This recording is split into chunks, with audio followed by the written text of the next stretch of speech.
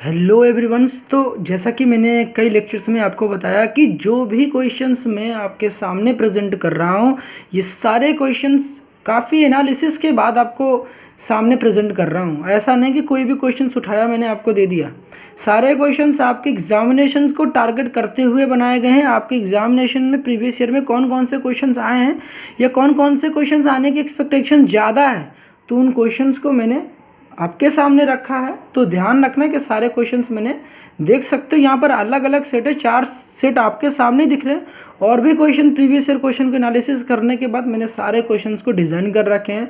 तो हर एक क्वेश्चन को शिद्दत के साथ आपको प्रैक्टिस करनी है। क्या मैंने टेक्निक्स बता रखे हैं उनको ध्यान में रखते हुए या फिर खुद की अपनी लॉजिक्स को या प्रेजेंस ऑफ माइंड लगाकर क्वेश्चंस को जरूर प्रिपेयर करना। ठीक है, आपके क्वेश्चंस में ऐसा कोई भी क्वेश्चंस नहीं होगा जो कि इससे बाहर आने वाला है। तो फिर जितने क्वेश्चंस बता रहा हूँ उसको ध्यान से प्रैक्टिस करना। तो यहाँ पर मैं बता दूँ कि सबसे पहले क्वेश्चंस देखो, मैं जो डिस्कशन करने जा रहा हूँ ये क्वेश्चन है। यहाँ पर पहला क्वेश्चन देखो आपके पास बता रहा है कि describe a level diagrams industrial method of preparation of ammonia bye Haber's process, right the equation of its reactions with the following. यहाँ पर ये क्या कह रहा है कि देखो मेरे पास हैबर्स प्रोसेस क्या होती है, उसकी डायग्राम तो बुक्स में देख लेना, उसको बना लेना। कैसे प्रिपेयर किया जाता है वो बताना है। और हमें ये 3 रिएक्शन दी गई है और इन 3 रिएक्शन के जैसा कि देख सकते हो यहाँ पर 3 नंबर आपको मिल रहे होंगे, 3 मार्क्स मिल रहे होंगे इन 3 रिएक्शन को लिखने के लिए। इनमें से इस रिएक्शंस को मैंने ऑलरेडी कवर कर रखा है। इस लेक्चर्स में हम लोग इस रिएक्शंस को और इस रिएक्शंस को देखेंगे। बाकी और भी हर एक सेट की बात करेंगे। तो जो भी मेरे पास सेट है, पहली देखो ये है। दूसरी सेट के बारे में बात करेंगे कि दूसरे सेट में देखो मेरे पास और भी रिएक्शंस आती हैं। तो देखो दूसरी रिएक्शंस में हमारे पास के दूसरे सेट में जो रिएक्शंस है HNO3, हिंदी मीडियम में है, कोई दिक्कत नहीं, आप समझ जाओगे। देखो यहाँ पर मैं बता देता हूँ, इंग्लिश मीडियम भी मैं दिखा देता हूँ। तो इंग्लिश मीडियम की बात करोगे ना, तो देखो यहाँ पीछे दे रखा है, यहाँ पे क्या रखा है कि describe the diagrams and the manufacturing method of HNO3 H2SO4, how does it react with. कहने का मतलब है कि HNO3 का आपको प्रिपरेशन लिखना है, मैन्युफैक्चरिंग मेथड लिखना है, और साथ ही साथ कह रहा है कि जो HNO3 है और ये H2SO4 है वो कार्बन के साथ किस तरीके से रिएक्शन करता है, H2S हाइड्रोजन सल्फाइड के साथ किस तरीके से रिएक्शन करता है, आयोडीन के साथ किस तरीके से रिएक्शंस को परफॉर्म करता है। ये रही, तो इसको भी हम लोग इसी लेक्चर्स में कवर अप करेंगे। ठीक है, ध्यान रखना जो मैंने बता रखा है सारी चीज़ कवर अप होंगी। ठीक है, नेक्स्ट आपके पास आता है, यहाँ पर आ रहा है, देखो यहाँ पर ध्यान से सुन लो, क्वेश्चन देख लो एक बार फिर से। क्वेश्चन यहाँ पर नेक्स्ट क्वेश्चन क्या है, right down the name and the characteristic of the catalyst. देखो ध्यान से सुनो, मैंने कहा कि यहाँ पर सबसे पहले आपको क्या काम करना है, जो भी आप कोई रिएक्शंस करवा रहे होगे उस रिएक्शन में कौन सा कैटलिस्ट इस्तेमाल किया गया है उसकी कैरेक्टरिस्टिक बतानी है कि कौन कौन सी कैटलिस्ट इस्तेमाल किया। Write down the names and the characteristics of the catalyst which are used in the manufacturing of the following. मतलब कि SO2 से H2SO4 कैसे बनाया जाता है, उसमें कौन सी कैटलिस्ट इस्तेमाल करेगी वो आपको बताना है। N2 और H2 की में कौन सी कैटलिस्ट इस्तेमाल करी गई है अमोनिया की फॉर्मेशन के लिए, वो उसमें कौन सी कैटलिस्ट इस्तेमाल करेगी वो आपको बताना है। तो ये सारी चीज़ें कवर अप हो जाएंगी। ये तो आपने देख लिया क्वेश्चन, ठीक है, ध्यान रखना है इसको। तो इन क्वेश्चन के डिस्कशन करेंगे। उसके बाद लास्ट क्वेश्चन हमारे पास आता है कि कॉन्टैक्ट प्रोसेस, जैसा कि आपको पता है फिर से हिंदी मीडियम है, तो हिंदी मीडियम अगर आप हैं तो फिर इसको भी देख सकते हो। बाकी इंग्लिश मीडियम में आपको दिखा दूँ। नेक्स्ट देखो यहाँ पर क्वेश्चन है, इंग्लिश में क्वेश्चन यहाँ पर लिखा हुआ है, डिस्क्राइब द डायग्राम्स। डायग्राम भाई अच्छे से प्रैक्टिस करें ना, बुक्स में आपके गिवन है। ठीक है, कि भाई contact process and also right the related chemical equations and also right the chemical reactions with equations of the following. आपके पास देखो क्या कह रखा है, कॉन्टैक्ट प्रोसेस की मैन्युफैक्चरिंग प्रोसेस आपको बतानी है और विवेल डायग्राम आपको प्रैक्टिस कर लेनी। इसके डायग्राम जो भी होंगे उसको आप प्रैक्टिस कर लीजिएगा, आपको बुक में दे रखा है। और साथ ही साथ जो भी आपके पास सल्फ्यूरिक एसिड है उस सल्फ्यूरिक एसिड की रिएक्शन फॉर्मिक एसिड के साथ, लेड नाइट्रेट के साथ और एथिल अल्कोहल के साथ करानी है। तो इन सभी रिएक्शंस को हम लोग स्टार्ट करते हैं और समझते हैं किस तरीके से इन रिएक्शंस को होगा। ठीक है, तो ये रहा पहला क्वेश्चन आपके सामने कि preparation of nitrogen by the oxidation of ammonia. मतलब कि अमोनिया की ऑक्सीडेशन से हम लोग नाइट्रोजन को किस तरीके से प्रिपेयर करेंगे। क्या मैंने बताया कि अमोनिया के ऑक्सीडेशन से हम लोग नाइट्रोजन को किस तरीके से प्रिपेयर करेंगे। ठीक है, तो यहाँ पर सबसे पहले हमारे पास क्या आती है, ये हमारे पास जैसा कि आपको पता है ये हमारे पास अमोनिया गैस है, ये हमारे पास क्यूप्रिक ऑक्साइड है, इन दोनों के बीच में रिएक्शन किस तरीके से होती है उसको मैं लिखता हूँ। तो अमोनिया क्यूप्रिक ऑक्साइड के साथ रिएक्शन करता है तो नाइट्रोजन गैस की फॉर्मेशन करता है, नाइट्रोजन गैस की फॉर्मेशन करता है। और साथ ही साथ ये जो कॉपर दिख रहा है, ये कॉपर ऑक्साइड दिख रहा है, ये कॉपर ऑक्साइड कॉपर में कन्वर्ट हो जाता है, कॉपर ऑक्साइड कॉपर में कन्वर्ट हो जाता है। और साथ ही साथ जैसा कि मैंने हर बार कहा है कि जब हाइड्रोजन हो और ऑक्सीजन हो आपके रिएक्शंस में, तो पानी तो भाई घर की खेती है, इसको बना के निकाल देना और पानी बन जाता है। क्या क्या मैंने बताया, देखो कि अमोनिया जो है कॉपर मतलब कि कॉपर ऑक्साइड के साथ रिएक्शंस करता है। इसको जब हीटअप करते हैं तो होता क्या है कि नाइट्रोजन गैस लिबरेट करती है। साथ ही साथ ये जो कॉपर ऑक्साइड है ये कॉपर में कन्वर्ट हो जाता है और इसके साथ ही साथ हमें पानी की फॉर्मेशंस होती है। यहाँ पर रिएक्शंस में क्या हुआ, अब इसकी बैलेंसिंग भी देखते हैं। यहाँ पर देखो क्या हुआ। सबसे पहले यहाँ पर जैसा कि आपको पता है कि अमोनिया के बारे में बात करें, देखो रिएक्शंस जिसको रट्टाफिकेशन लगाना है इतना भी सफिशिएंट है। थोड़ा सा जिसको समझना और भी कुछ लिखना चाहते हो तो थोड़ा सा देख लो। हमने कहा कि यहाँ पर अमोनिया की बात करें तो अमोनिया में नाइट्रोजन की जो ऑक्सीडेशन स्टेट होती है वो -3 होता है, इतना तो पता होगा, -3 होता है। कॉपर ऑक्साइड की बात करेंगे तो कॉपर ऑक्साइड में ऑक्सीजन के ऊपर -2 होगा और कॉपर के ऊपर +2 होगा। ठीक है, कॉपर के ऊपर +2 होगा। इसमें हुआ क्या कि जैसा कि आपको पता है कि कॉपर जो है ये अपनी फ्री स्टेट में है, ये फ्री स्टेट में है, तो इस कॉपर की जो ऑक्सीडेशन स्टेट होगी वो 0 होगी। और यहाँ पर जो नाइट्रोजन है, जैसा कि मैंने बताया था कि कभी N2 हो, कभी F2 हो, कभी O2 हो, ये अपनी एलिमेंटल स्टेट में जब रहते हैं तो इनकी ऑक्सीडेशन स्टेट 0 होती है, तो इसकी भी ऑक्सीडेशन स्टेट 0 है। ठीक है, अब यहाँ देखो हुआ क्या है। यहाँ पर देखो जो नाइट्रोजन था -3 से 0 में गया है, मतलब -3 से 0 में गया, तो देख सकते हो कि ऑक्सीडेशन नंबर बढ़ा है, यहाँ पर इंक्रीज़ हुआ है। इसका मतलब ये हुआ कि यहाँ पर जो अमोनिया में जो नाइट्रोजन है, यहाँ पर अमोनिया का क्या हो गया है, ऑक्सीडेशन क्या हुआ है, ऑक्सीडेशन हो गया है। क्या हुआ है, अमोनिया का यहाँ पर ऑक्सीडेशन हुआ है। मैंने वही लिख रखा, अमोनिया का oxidation, oxidation of ammonia. Ammonia का ऑक्सीडेशन किस में हुआ है, तो अमोनिया का ऑक्सीडेशन नाइट्रोजन में हुआ है, मतलब कि अमोनिया ऑक्सीडाइज होकर नाइट्रोजन बनाया है। और जो ये कॉपर +2 था, देखो इसमें जो कंपाउंड में कॉपर +2 आया ना, कॉपर +2 है, कॉपर में क्या हो गया, रिड्यूस हो गया है। कॉपर देखो +2 में था, +2 से 0 में गया तो चार्ज जो देखो कम हो गया है, +2 से 0 में गया तो कॉपर जो आयन है वो रिड्यूस हुआ है। तो यहाँ पर जो क्यूप्रिक ऑक्साइड है ये ऑक्सीडाइजिंग एजेंट की तरह बिहेव करता है। यहाँ पर ऑक्सीडाइजिंग एजेंट क्या होते हैं कि जो सामने वाले को ऑक्सीडाइज कर देते हैं और इटसेल्फ रिड्यूस हो जाते हैं। तो कॉपर देखो सामने वाले को ऑक्सीडाइज किया है, नाइट्रोजन देखो -3 में था, तो यहाँ पर नाइट्रोजन देखो 0 में चला गया और देखो खुद रिड्यूस हुआ है, +2 से था, +2 ऑक्सीडेशन स्टेट में था और खुद को वहाँ पर 0 में उसने पहुंचा दिया, मतलब खुद देखो रिड्यूस हुआ, +2 से 0 में चला गया और इसको क्या किया, ऑक्सीडाइज कर दिया, -3 से 0 में पहुंचा दिया। तो यहाँ पर हुआ कि बाय द मतलब हमने यही पढ़ा कि preparation of nitrogen by the oxidation of ammonia. Ammonia का यहाँ पर ऑक्सीडेशन किया, किसने किया ऑक्सीडेशन अमोनिया का, तो क्यूप्रिक ऑक्साइड ने किया।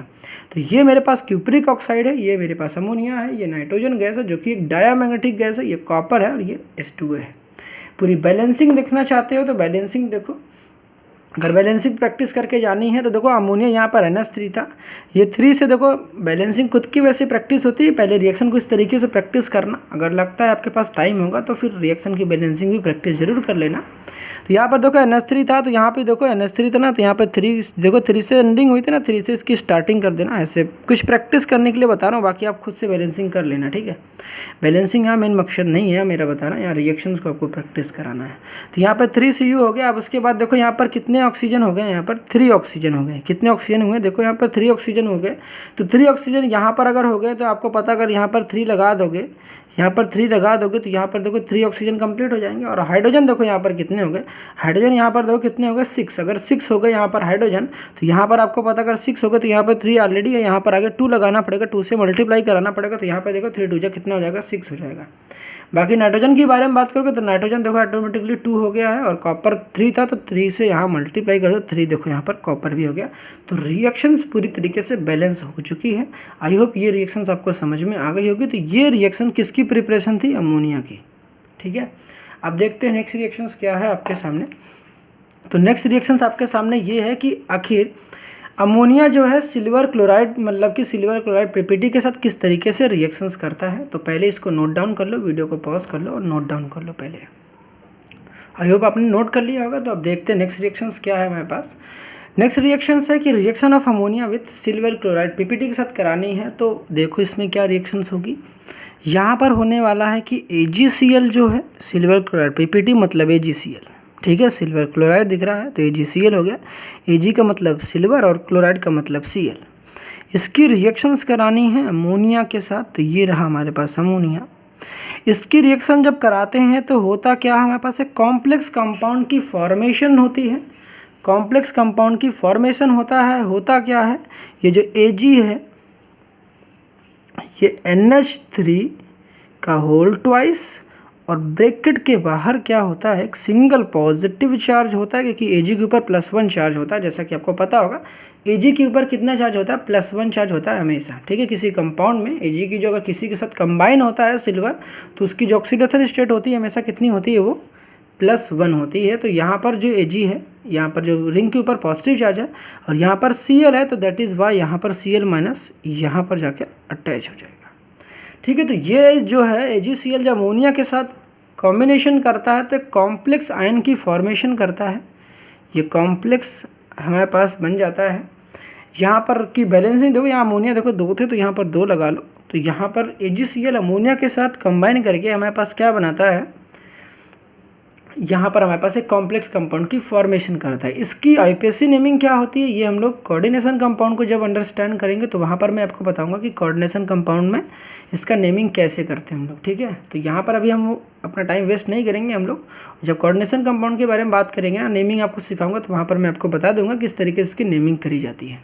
तो इसको नोट डाउन कर लो कि AgCl जो है अमोनिया के साथ रिएक्शन करता है तो फिर एक कॉम्प्लेक्स कंपाउंड की फॉर्मेशन करता है, जिसका जो कंपाउंड आपके सामने दिख रहा है ये इस तरीके से आपको शो करके दिखाना है।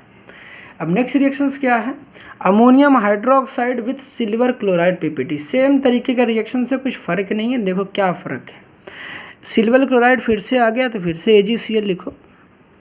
इसकी रिएक्शन करानी है अमोनियम हाइड्रोक्साइड के साथ। जैसा कि हमने आपको बताया था प्रीवियस लेक्चर्स में भी कि अमोनियम का मतलब ही हो गया ये NH4, हाइड्रोक्साइड का मतलब OH। तो अमोनियम के ऊपर एक पॉजिटिव होता है और OH के ऊपर एक -1 होता है, अमोनियम हाइड्रोक्साइड। हमने कि ये जो अमोनियम होता है, मैंने आपको बताया था कि ये अमोनियम जो होता है ये अमोनिया से और ये H+ की कॉम्बिनेशन से बना होता है। तो जब आप रिएक्शंस करा रहे होते हो, ये साथ में यहाँ पर OH- भी लिख लो। जब भी आप इसके साथ करा रहे हो तो इसका क्या मतलब हो गया कि भाई साहब देखो ना, सिंपल सी बात है, ये H+ और OH- जब भी एक साथ दिखेंगे तो क्या होने वाला है, यहाँ पे तो पानी बनकर निकल जाएगा, H2O की फॉर्मेशन हो जाएगी, H2O बनकर निकल जाएगा। मगर यहाँ पर सबसे इंपॉर्टेंट बात ये है कि अब तो मेन रिएक्शंस कौन बचा, बताओ। पूरी रिएक्शंस ऊपर वाली नहीं है क्या, AgCl NH3 के साथ कॉम्बिनेशन करके क्या बनाता है, यही बनाता है। तो यही यहाँ पे भी कॉपी कर लेनी है, Ag NH3 का होल ट्वाइस, ब्रैकेट के ऊपर आपके पास पॉजिटिव है और यहाँ पर Cl माइनस हो जाएगा। तो ये इस रिएक्शन थी, सिमिलर रिएक्शन था। यहाँ पर अमोनियम हाइड्रोक्साइड था और यहाँ पर अमोनियम था, तो दोनों को एक साथ लिख दिया। कभी ये पूछता है तो दैट्स गुड, कभी ये पूछता है तो कन्फ्यूज़ नहीं हो गया, क्योंकि अमोनियम हाइड्रोक्साइड भी कहीं ना कहीं अमोनिया के से ही बना है। इस वजह से जो कॉम्प्लेक्स कंपाउंड बनता है एकदम सेम बनता है, ठीक है। तो यहाँ पर कोई प्रॉब्लम्स नहीं रही होगी। बैलेंसिंग मैंने नहीं कर रखी है, बैलेंसिंग ज़रूरत भी नहीं है, ठीक है। हो रहा है तो कर दो, ठीक है। तो बैलेंसिंग करना चाहते हो तो देखते हैं। यहाँ पर देखो, अगर ऐसा करने वाले हो तो NH3 यहाँ पर देखो 2 थे तो उसके हिसाब से यहाँ पर NH3 का ट्वाइस करना पड़ेगा। तो यहाँ पर 2 से मल्टीप्लाई कराओगे, 2 से मल्टीप्लाई कराओगे तो 2H+ हो जाएंगे। 2H- मतलब यहाँ पर देखो 2 से मल्टीप्लाई कराओगे तो देखो 2H+ भी हो जाएगा और 2OH- भी हो जाएगा। तो एक H+, एक OH- एक H2O बनता है, तो 2H+ और 2OH- 2H2O बन जाएगा। कितना हो जाएगा, मेरे पास 2H2 हो जाएगा। Now the reaction is balance. अब रिएक्शन बैलेंस है, आप चेक कर सकते हो तो बैलेंस है, ठीक है। तो इसको चेक कर लेना। तो ये थे मेरे पास, देखो जो रिएक्शंस आपको बताया था मैंने, ये इस एग्जामिनेशन में देखो ये क्वेश्चन था कि हैबर्स प्रोसेस में right the equation it's reaction, मतलब अमोनिया की रिएक्शन लिखनी थी AgCl के साथ, Cl2 के साथ और क्यूप्रिक ऑक्साइड के साथ। तो हम लोगों ने इस लेक्चर्स में हम लोगों ने AgCl के साथ और क्यूप्रिक ऑक्साइड के साथ रिएक्शन देख ली है।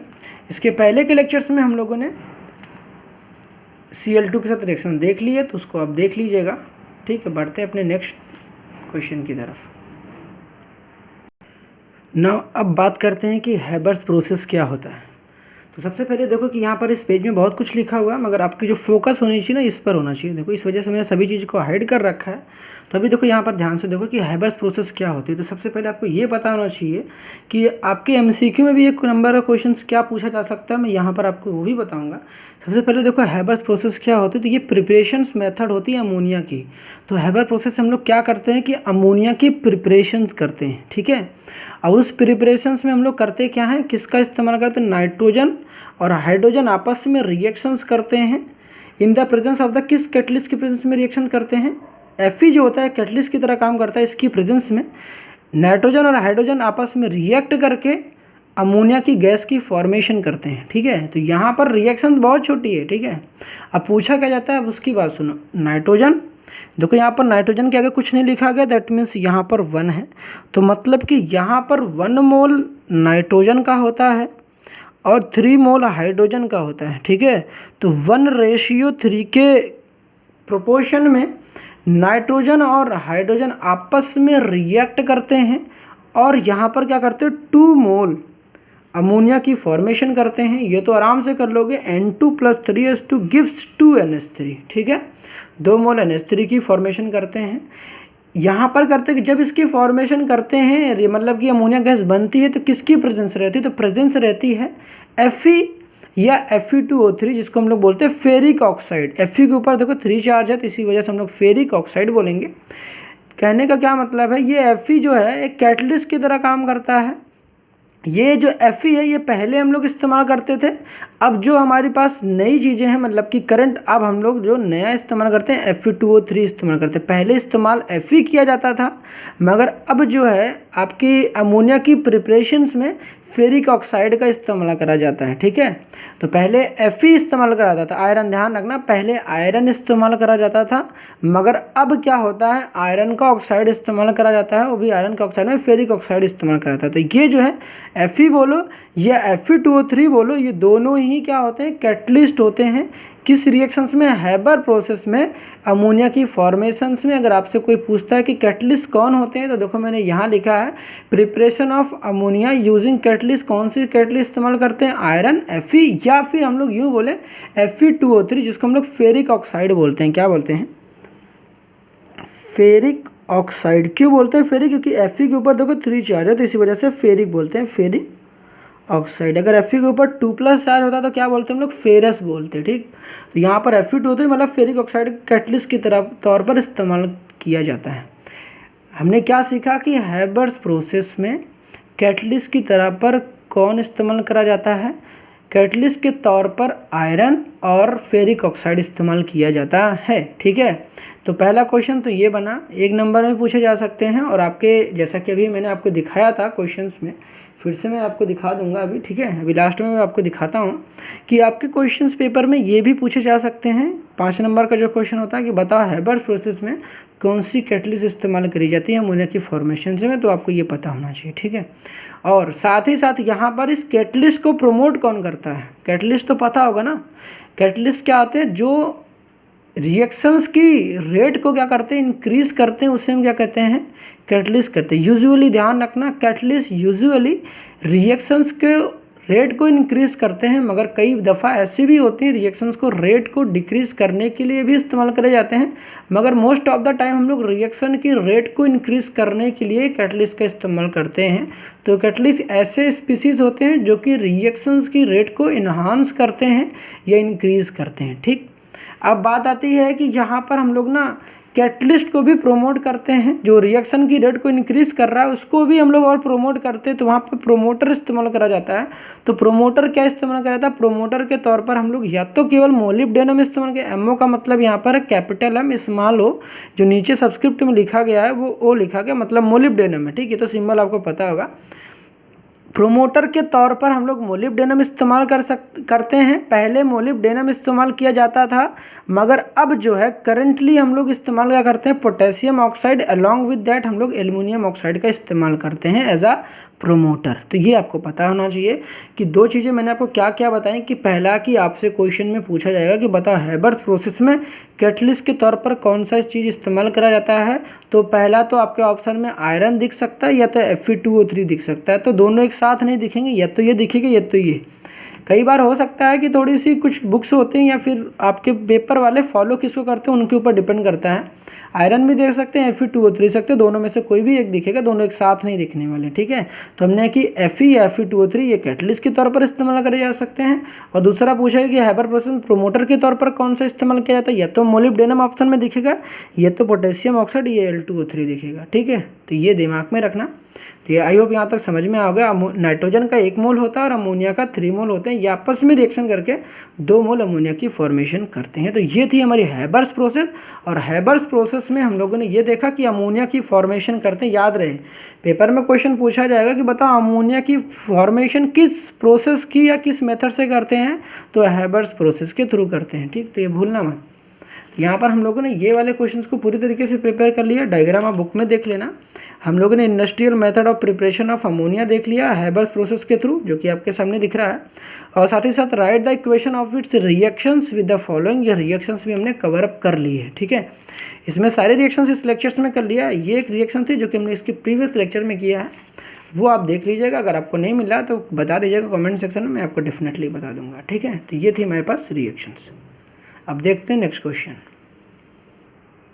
एक चीज़ और ध्यान से सुनना कि आपके क्वेश्चंस में एक चीज़ और क्वेश्चन पेपर में पूछा जा सकता है कि बताओ कि किसी मतलब कि अमोनिया गैस की फॉर्मेशन के लिए आता, ये बताओ कि मैक्सिमम यील्ड ऑफ, अगर आपको अमोनिया की फॉर्मेशन करनी है, मतलब कि आप ये चाहते हो कि अमोनिया ज़्यादा से ज़्यादा फॉर्मेशन हो, तो आपकी क्या कंडीशंस क्या रहेगी, आप क्या क्या इम्प्लीमेंट करोगे, प्रेशर कैसा होना चाहिए, टेम्परेचर कैसा होना चाहिए, ये सब कंडीशंस क्या होनी चाहिए। मतलब कि मैक्सिमम प्रोडक्शन आप करना चाहते हो अमोनिया के लिए, तो कौन कौन सी कंडीशंस आप रखोगे, तो वो मुझे भी आपसे पूछा जा सकता है। तो कहेगा कि right the favourable conditions for optimum productions of NH3 by Haber's process. By Haber's process के थ्रू कह रहा है कि ये बताओ कि अगर मैक्सिमम यील्ड चाहते हो, मैक्सिमम यील्ड का मतलब हो गया, यहाँ प्रोडक्शन को हम लोग यील्ड भी कहते हैं, यील्ड कहते हैं। ठीक है, प्रोडक्शन को हम लोग क्या कहते हैं, यील्ड भी कहते हैं, YIELD। ठीक है, ये यील्ड है। ठीक है, प्रोडक्शन को यील्ड भी कहते हैं। और ऑप्टिमम का मतलब होता है मैक्सिमम, मतलब अधिक। ठीक है, इसको मैक्सिमम भी कहते हैं। तो यहाँ पर ऐसे भी क्वेश्चन पूछा जा सकता है कि favourable condition for maximum yield of ammonia bye Haber's process, मतलब कि हैबर्स प्रोसेस के थ्रू अमोनिया की मैक्सिमम प्रोडक्शन कैसे कर सकते हो, उसकी फेवरेबल कंडीशंस क्या होंगी, वो आपसे पूछ सकता है। तो ये बात ध्यान से सुन लो। पहला कि जब आपको पता है कि यहाँ पर जब रिएक्शंस करा रहे थे, आप रिएक्शंस करा रहे थे, तो आपने क्या देखा कि आपने ये देखा कि ये भी एक गैस है, नाइट्रोजन भी एक गैस है, आपको पता है, और हाइड्रोजन भी एक गैस है। जब सब आपस में गैस ही हैं, तो आपको पता होगा कि गैस की, जब आपके सामने सब चीज़ें गैस हैं, आपको ये तो पता होगा अमोनिया भी जो बन रहा है वो भी एक गैस है।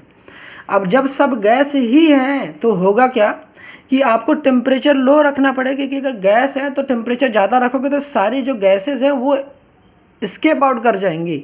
मैंने कहा कि टेम्परेचर, तो गैसेस को आपको तो पता ही होगा, गैस के टेम्परेचर जब बढ़ा दोगे तो गैस क्या हो जाएंगी, स्केप आउट कर जाएंगी, मतलब कि बाहर फुर्र निकल जाएंगी। तो आपको ये काम करना है कि टेम्परेचर वहाँ पर लो रखना है। टेम्परेचर लो रखने से ये, इससे होगा क्या कि जो गैसेस होंगे वो स्केप आउट नहीं करेंगे।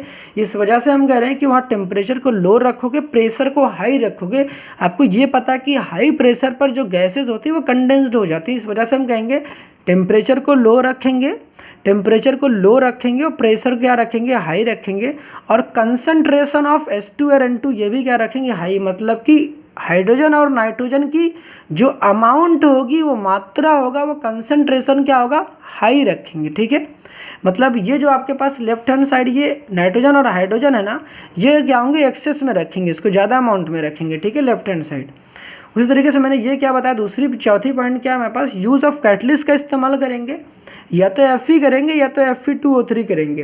पहले ये क्या था, ये पहले इस्तेमाल करा जाता था, ये पहले इस्तेमाल करा था और ये अब इस्तेमाल करा जाता है। ठीक है, ये पहले था और ये अब ये। ठीक है, ये समझ में आया कि नहीं आया? ये पहले कैटलिस्ट के तौर पर इस्तेमाल करा जाता था, मगर अब जो इस्तेमाल करा जाता है ये Fe2O3 मतलब फेरिक ऑक्साइड इस्तेमाल करा जाता है।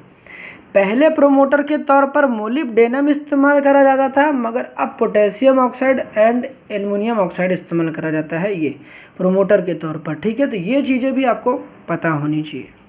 अब बात करते हैं एक और, इसी में हमारे पास आता है, ठीक है, इसमें एक और आती है डेकन्स प्रोसेस। ये डेकन्स प्रोसेस में क्या है हमारे पास? डेकन्स प्रोसेस में है कि प्रिपरेशन हम लोग करते हैं क्लोरीन की। ये आपको पता होना चाहिए कि हैबर्स प्रोसेस में हम लोग अमोनिया की प्रिपरेशन करते हैं और डेकन्स प्रोसेस में क्लोरीन की प्रिपरेशन करते हैं। ये पता, मतलब क्लोरीन बनाते हैं यहाँ पर, ठीक है, इंडस्ट्रियल मेथड है।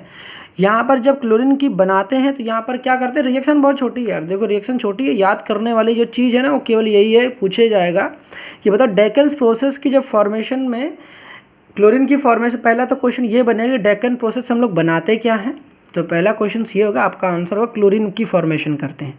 दूसरा क्वेश्चन ये बनेगा कि बताओ डेकन्स प्रोसेस में कैटलिस्ट के तौर पर क्या इस्तेमाल करा जाता है, तो कैटलिस्ट के तौर पर हम लोग क्यूप्रिक क्लोराइड का इस्तेमाल करते हैं, जिसका फॉर्मूला क्या था, क्यूप्रिक का मतलब कॉपर के ऊपर 2+ होता है, क्लोराइड का मतलब Cl के ऊपर 1-, तो CuCl2 जो क्रिस क्रॉस रूल करा देना, पता चल जाएगा। Cu के ऊपर देखो 2+ है, Cl के ऊपर 1 चार्ज है, ठीक है। तो ये क्यूप्रिक क्लोराइड हो गया, मतलब कि कैटलिस्ट यहाँ पर क्यूप्रिक क्लोराइड की इस्तेमाल करा जाता है।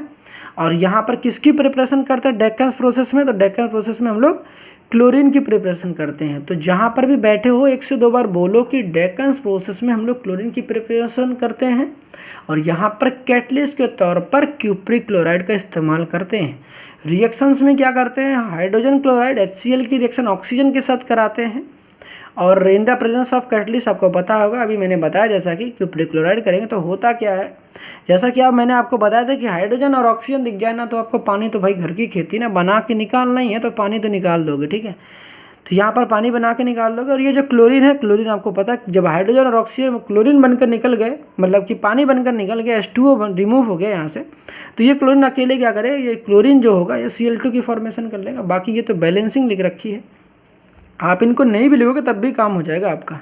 केवल आपको ये लिखना है ना, ये जो आपको दिख रहा है H2 और Cl2 भी लिख दोगे, आपको बस इतना काम करना है। HCl + O2 क्या करेंगे, H2O और Cl2 बना लेंगे। आप इस 2 को, ये जो नंबर दिख रहा है ना, अगर आप इसको प्रैक्टिस नहीं करते हो, जिनको प्रैक्टिस करें तो बैलेंसिंग के लिए लिख रखा है, जिसको नहीं लगता है कि मैं इसको नहीं रेक्टिफिकेशन लगा सकता हूँ, तो आपको ये जरूर प्रैक्टिस करके ना H2O और Cl2 की फॉर्मेशन होगी, ये इंपॉर्टेंट है, ठीक है। ये Cl2 की फॉर्मेशन होगी, ये इंपॉर्टेंट है। और यहाँ पर ये तो बैलेंसिंग के लिए मैंने 4 लगा रखा है, तो आपको इतना बस याद रखना है HCl + O2 और ये 2 को भी हटा देना, H2O + Cl2 की फॉर्मेशन होगी, ठीक है। तो इसको प्रैक्टिस कर लेना। अब बात करते हैं दूसरे टॉपिक की। नाउ नेक्स्ट जो हमारे पास सबसे इंपॉर्टेंट क्वेश्चन बनता है, ये जो मैं बता रहा हूँ ना इस वीडियो में, जितने भी क्वेश्चंस मैं बता रहा हूँ कि पहला तो हैबर्स प्रोसेस, दूसरा डेकन्स प्रोसेस और तीसरी जो आपके सामने दिख रही कॉन्टैक्ट प्रोसेस, ये सारे ही बहुत ज़्यादा ही इंपॉर्टेंट है, इनको प्रैक्टिस जरूर कर लेना, छोड़ना तो बिल्कुल ही मत, ठीक है। तो यहाँ पर आपके सामने आता है कि कॉन्टैक्ट प्रोसेस में, ठीक है, यहाँ पर जो आपकी नेक्स्ट प्रोसेस आती है कॉन्टैक्ट प्रोसेस क्या होती है, इससे हम लोग क्या फॉर्मेशन करते हैं, तो ये जो है एक इंडस्ट्रियल मैन्युफैक्चरिंग मेथड है। इंडस्ट्रियल मेथड या मैन्युफैक्चरिंग मेथड किसकी, H2SO4, मतलब कि कॉन्टैक्ट प्रोसेस से हम लोग सल्फ्यूरिक एसिड की फॉर्मेशन करते हैं। इंडस्ट्रियल मतलब बड़े पैमाने पर हम लोग सल्फ्यूरिक एसिड किस प्रोसेस के थ्रू फॉर्मेशन करते हैं, उस प्रोसेस का नाम क्या है, तो कॉन्टैक्ट प्रोसेस। तो पेपर में 1 नंबर के क्वेश्चन में आ सकता है कि बताओ सल्फ्यूरिक एसिड किस प्रोसेस के थ्रू प्रिपेयर करते हैं, तो कॉन्टैक्ट प्रोसेस। दूसरा क्वेश्चन बन सकता है कि कॉन्टैक्ट प्रोसेस से क्या प्रिपेयर करते हैं, तो कॉन्टैक्ट प्रोसेस से सल्फ्यूरिक एसिड प्रिपेयर करते हैं, ठीक है। तो 1 नंबर क्वेश्चन में हो गया। और 5 नंबर क्वेश्चन में आपके पास क्या आया कि भैया राइट डाउन करो कि जो जो मेथड्स होते हैं किस तरीके से कौन कौन से स्टेप्स हैं जिस स्टेप्स के थ्रू आपकी ये कॉन्टैक्ट प्रोसेस की प्रिपरेशन होती है, जो कि मैंने आपको अभी तो क्वेश्चन पेपर स्टार्टिंग में दिखा दिया था, ठीक है। फिर दोबारा से भी देखना चाहता तो मैं दोबारा से भी दिखा देता हूँ आपको। देखो लिखा हुआ describe the diagrams at the manufactures of sulphuric acid by contact process. Contact process के थ्रू सल्फ्यूरिक एसिड की मैन्युफैक्चरिंग कैसे करी जाती है वो आपको लिखनी है। देखो ये क्वेश्चन केवल 2 नंबर में आएगा। देखो ये रिएक्शन से जो दिख रहे हैं ना, ये देखो 3 मार्क्स में यही आ रहे हैं। 2 नंबर में आपको 2 नंबर दो किसके मिल रहे हैं, 1 नंबर आपको देखो मैन्युफैक्चरिंग के जो रिएक्शन में बता रहा हूँ उसके लिए मिल रहे हैं, और ठीक है उसके लिए मिलना है, और 1 नंबर डायग्राम के लिए करनी। तो डायग्राम प्रैक्टिस कर भी सकते हो, नहीं भी कर सकते, एक ही नंबर का डायग्राम, ध्यान रखना, ठीक है। बना पाते हो डायग्राम की तो बना लेना, बस एक नंबर का है। मैंने फिर जो रिएक्शंस बता रहा हूँ वो इंपॉर्टेंट है, ठीक है, उसकी प्रैक्टिस जरूर कर लेना। और साथ ही साथ ये जो नीचे रिएक्शंस दी गई हैं इनकी प्रैक्टिस करना, क्योंकि मेन जो मार्क्स है वो आपको ज़्यादा वेटेज की है, ठीक है। तो बाकी तो रिएक्शंस लिखनी है, रिएक्शंस तो मैं अभी बताने वाला हूँ। पहले हम लोग मैन्युफैक्चरिंग देखते हैं, डायग्राम तो बुक से प्रैक्टिस करना चाहते हो तो कर लेना, ठीक। अब देखो रिएक्शंस देख लो जरा। सबसे पहले यहाँ देखो मेरे पास कुछ स्टेप्स हैं, ठीक है। स्टेप्स में क्या है, स्टेप 1 क्या है, हम लोग क्या करते हैं, सबसे पहले सल्फर और ऑक्सीजन की आपस में रिएक्शन कराते हैं, SO2 की फॉर्मेशन कराते हैं। सल्फर भी एक गैस है, ऑक्सीजन भी एक गैस है, ये तो आपको पता है कि दोनों की आपस में क्या करते हैं, कॉम्बिनेशंस कराते हैं, हीटिंग करते हैं, तो SO2 गैस की फॉर्मेशन होती है। दूसरी बात ये बता दूं कि यहाँ पर SO2 गैस की फॉर्मेशन क्या किसी और तरीके से नहीं हो सकती है, तो बिल्कुल हो सकती है। दूसरा मैंने वही लिख रखा है, मगर आपके लिए इजी याद करना कौन सा होगा, ये वाला होगा। तो ये क्यों लिख रखा है, फिर कई बार क्या होता है कि आपके पेपर में कंप्लीट द फॉलोइंग आता है, मतलब कि इसको पूरी तरीके से फिल करना पड़ता है। जैसा कि मैं भी ये दिखाऊंगा आपको, पेपर्स में आ रखे हैं क्वेश्चन, मतलब उसको फिल करना पड़ता है। तो कई बार ऐसा भी आ सकता है, ये आयरन पायराइट होता है FeS2, ऑक्सीजन के साथ रिएक्शन करता है तो फेरिक ऑक्साइड और सल्फर डाइऑक्साइड बनता है। ये सब जो है ये बैलेंसिंग के लिए लिखा गया है, ये आप नहीं भी याद करोगे तो इसको सब हटा देना। बाकी जो आपके पास कंपाउंड मेन वो आप प्रैक्टिस कर लेना। बैलेंसिंग अगर आप प्रैक्टिस कर पाते हो तो दैट्स गुड, नहीं कर पाते कोई दिक्कत नहीं। आप इतना बस याद रखना, FeS2 जो है ऑक्सीजन के साथ रिएक्शन करेगा तो क्या बनाएगा, Fe2O3 बनाएगा, फेरिक ऑक्साइड बनाएगा, ठीक है, और साथ में सल्फर डाइऑक्साइड गैस की फॉर्मेशन होगी। तो दोनों से SO2 बना सकते हो। पेपर में अगर आएगा तो आप एक काम करना, जो लगता है याद कर पाएंगे उसको ये याद कर लेना, क्योंकि कंप्लीट द फॉलोइंग में पूछा जा सकता है। मगर जो लगता है इजली रिमेंबर नहीं कर सकते वो केवल ये वाला रिमेंबर कर लेंगे, ठीक है। ये वाला सल्फर प्लस ऑक्सीजन SO2 की फॉर्मेशन करते हैं। मगर जब आप केवल लिख रहे होगे कॉन्टैक्ट प्रोसेस तो दोनों में से कोई एक ही लिखना, बट दोनों मत लिखने लगना, ठीक है, केवल एक लिखना है। S+O2 gives SO2। पहला स्टेप डन। पहले स्टेप में मेरी SO2 बन गई है।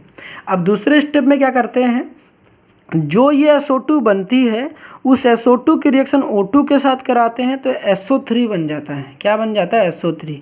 अब यहाँ ध्यान से सुनना जरा, देखो यहाँ पर आपको चीज़ें समझ में नहीं आएंगी। मैंने कहा कि ये जो SO2 है O2 के साथ रिएक्शन करता है। SO2 जो है पहले स्टेप में, देखो फिर से एक बार मैं बता दूं अगर यहाँ पर समझ में नहीं आ रहा ना, देखो S+O2 sulphur plus oxygen reaction करके SO2 बना रखे हैं। दूसरे स्टेप में मैंने बताया कि ये जो SO2 बनता है, ये जो बना है इसकी रिएक्शन कराते हैं फिर से ऑक्सीजन के साथ। ऑक्सीजन यहाँ पर एक्सेस में लेते हैं, ज़्यादा मात्रा में ऑक्सीजन रहता है। सल्फर की रिएक्शन ऑक्सीजन के साथ कराया, SO2 के बना। जो SO2 बना फिर से उसकी रिएक्शन ऑक्सीजन के साथ होती है और होता क्या है, SO3 बनता है। क्या बनता है, SO3 बनता है। क्योंकि ना यहाँ पर तो कहोगे ना 2 ऑक्सीजन है, यहाँ पर 2 ऑक्सीजन है, फिर यहाँ तो कहोगे 4 बनना चाहिए। भाई साहब ऐसा नहीं है, ठीक है। यहाँ पर जो 2 ऑक्सीजन दिख रहा है ना उसका हाफ मोल रिएक्ट करता है। कितना, हाफ मोल, मतलब कि 2 ऑक्सीजन था, 2 में से केवल आधा रिएक्ट करता है। 2 का हाफ कितना होता है, 1, तो मतलब 1 ऑक्सीजन रिएक्ट करता है, इसीलिए 1/2 मोल ऑफ ऑक्सीजन रिएक्शन करता है तो SO2। भाई साहब अगर लिखा गया ना 1/2 O2, इसका मतलब क्या होता है, केवल 1 ऑक्सीजन, 1 ऑक्सीजन, ठीक, ये पता होना चाहिए, ठीक है, 1 ऑक्सीजन होता है, ठीक है।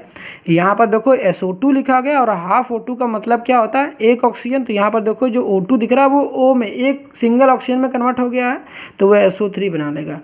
ये जो SO3 बनता है, ये जो SO3 बनता है इसकी हम लोग क्या रिएक्शन कराते हैं, देखो यहाँ पर लिखा है SO2 और O2 रिएक्शन करके SO3 बना लेता है। लेकिन ये किसकी प्रेजेंस में रिएक्शन का होता है, तो यहाँ पर होता है V2O5 वेनेडियम पेंटाऑक्साइड होता है। ये वेनेडियम पेंटाऑक्साइड की प्रेजेंस में हम लोग क्या करते हैं, ये कैटलिस्ट के तौर पर इस्तेमाल करा जाता है, जैसा कि आपको दिख रहा है।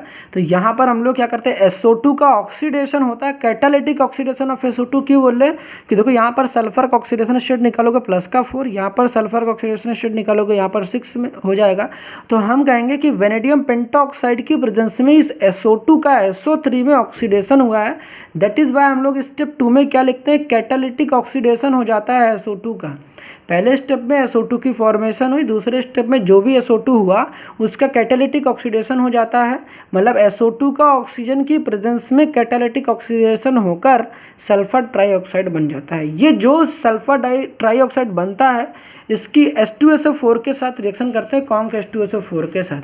कॉन्क H2SO4 के साथ रिएक्शन करते हैं, तब देखो होता क्या है, यहाँ पर absorption of SO3 gas in H2SO4। H2SO4 में क्या करते हैं, SO3 गैस की एब्जॉर्प्शन करा लेते हैं।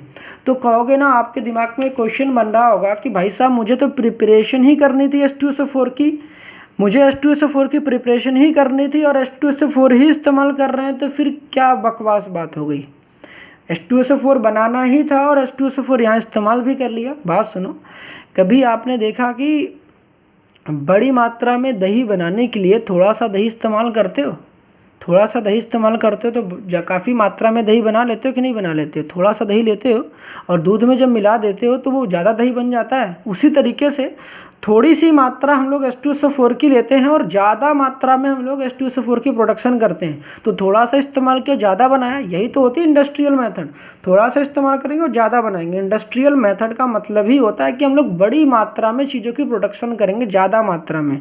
तो थोड़ा सा H2SO4 इस्तेमाल करते हैं और बड़ी मात्रा में उसकी प्रोडक्शन कर लेते हैं। तो होता क्या है, एब्जॉर्प्शन ऑफ, समझ में आ गई होगी बातें आई हो, absorption of SO3 gas in H2SO4, मतलब कि H2SO4 में SO3 गैस को हम लोग एब्जॉर्प्शन करा लेते हैं, मतलब एब्जॉर्प्शन करा लेते हैं। तो H2SO4 जो ये SO3 बनता है, ये जो SO3 बनता है, इसको H2SO4 में एब्जॉर्प्शन कराते हैं। इसके थ्रू होता क्या है, देखो यहाँ पर ये दो जो है H2 बनता है, ये H2 होता है। ये देखो ये वाला सल्फर, ये वाला सल्फर, 2 सल्फर हो गया, H2 हो गया। ये 4 सल्फर और ये 3 ऑक्सीजन, मतलब 4 ऑक्सीजन यहाँ पर और 3 ऑक्सीजन यहाँ पर। कितने ऑक्सीजन हो गए? 7 ऑक्सीजन हो गए, H2H2O7। इस H2H2O7 को हम लोग क्या कहते हैं, ओलियम कहते हैं। क्या कहते हैं? ओलियम। साथ ही साथ इसको हम लोग फॉर्मिंग सल्फ्यूरिक एसिड भी कहते हैं। क्या कहते हैं? फॉर्मिंग सल्फ्यूरिक एसिड के नाम से भी जानते हैं। तो जिसको एक्स्ट्रा नॉलेज चाहिए भाई साहब, नोट डाउन करना है तो नोट डाउन कर लो। ओलियम को ही हम लोग फॉर्मिंग सल्फ्यूरिक एसिड भी कहते हैं, ठीक है, तो पता होना चाहिए। तो SO3 और H2SO4 आपस में रिएक्शन करके H2H2O7 बना लेते हैं, जिसको हम लोग ओलियम कहते हैं। ये जो ओलियम बनता है, इसकी हम लोग फर्दर हाइड्रोलिसिस करा लेते हैं, मतलब इसकी पानी के साथ रिएक्शन कराते हैं। जो ये H2H2O7 बना आपके पास, इसकी वाटर के साथ रिएक्शंस कराते हैं। तो होता क्या है, यहाँ पर आपके दिमाग में क्या आ रहा होगा, देखो आप क्या लिखोगे, इसको ऐसा लिखना चाहोगे H2H2O8, ठीक है, ऐसा करना चाहोगे। देखो ना, H यहाँ पर 2 हो गए, S देखो हमारे पास H2H2O8 हो गए। यहाँ पर देखो जरा, यहाँ पर ठीक ध्यान से देखना, H4 करोगे, H4 होगा। देखो यहाँ पर हाइड्रोजन 2 हो गए, यहाँ पर हाइड्रोजन 2 हो गए, H4 हो गए, S2 हो गया, और ये 7 ऑक्सीजन, ये ऑक्सीजन 8 ऑक्सीजन। इसको 2 जब हम लोग यहाँ पर कॉमन ले लेते हैं या 2 से कैंसिल आउट करते हैं, तो देखो मेरे पास क्या, 2 से कैंसिल आउट करोगे तो यहाँ पर 2 बच जाएगा, यहाँ पर क्या हो जाएगा, S हो जाएगा और यहाँ पर 4 हो जाएगा। तो इसी वजह से हम कहते हैं कि यहाँ पर H2SO4 की फॉर्मेशन होती है 2 मोल, ठीक है। यहाँ पर 2 मोल H2SO4 की फॉर्मेशन होती है। 2 हम लोगों ने कॉमन ले लिया, ठीक है, या फिर यूँ कह सकते हो 2 से सिंप्लीफाई कर लिया, तो देखो 2 मोल H2SO4 बन जाता है। H2H2O7 के H2O के साथ रिएक्शन कराते हैं, मतलब हाइड्रोलिसिस कराते हैं, पानी के साथ रिएक्शंस कराते हैं। तो हमारे पास ये होती है कि लार्ज अमाउंट में सल्फ्यूरिक एसिड की फॉर्मेशन होती है। ये मेरे पास सल्फ्यूरिक एसिड बन गया। आई होप यहाँ पर समझ में आई होगी मैंने क्या बताया। तो ये जो प्रोसेस थी, ये हमारे पास था कॉन्टैक्ट प्रोसेस। कॉन्टैक्ट प्रोसेस के थ्रू हम लोग H2SO4 की फॉर्मेशन करते हैं। यहाँ पर पहली इंपॉर्टेंट की बात की आपके पेपर में पूछेगा कि H2SO4 की फॉर्मेशन कैसे करोगे, तो आपके पास 4 स्टेप्स हैं जो कि मैंने दिख रखा है। स्टेप 1 सल्फर की, देखो मैंने ये स्टेप दिखाया, स्टेप्स आपके पास देखो ये 4 स्टेप्स हैं। पहली ये रही, दूसरी ये रही, तीसरी ये रही और 4th ये रही। यहाँ पर ये आपके दिमाग में ये रखना है कि V2O5 एज अ कैटलिस्ट इस्तेमाल करा जाता है in the formation of H2SO4। H2SO4 की फॉर्मेशन में कोई पूछे कि बता कौन सी कैटलिस्ट इस्तेमाल करी जाती है, तो आपको पता होना चाहिए वेनेडियम पेंटॉक्साइड इस्तेमाल करा जाता है। V का मतलब होता है वेनेडियम और ऑक्सीजन 5 है तो पेंटॉक्साइड, वेनेडियम पेंटॉक्साइड इस्तेमाल करा जाता है। वेनेडियम पेंटॉक्साइड एक एम्फोटेरिक ऑक्साइड है, ठीक है।